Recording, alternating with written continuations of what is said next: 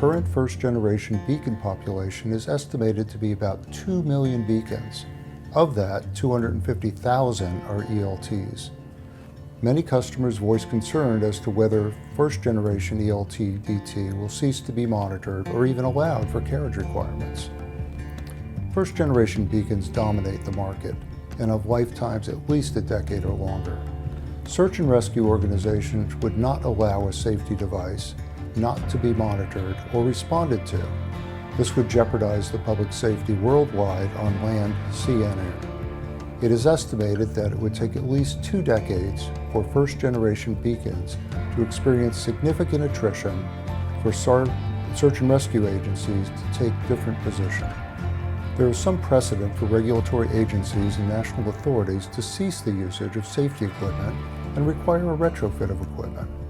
A useful example to show how long this takes is the cessation of the monitoring of 121.5 ELTs in favor of 406 ELTs.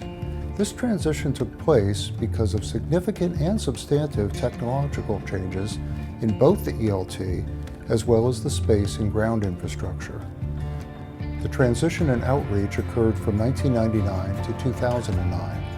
The sales of 121.5 ELTs were prohibited in 2018, and yet aircraft with previously installed 121.5 ELTs are still permitted to fly in the United States.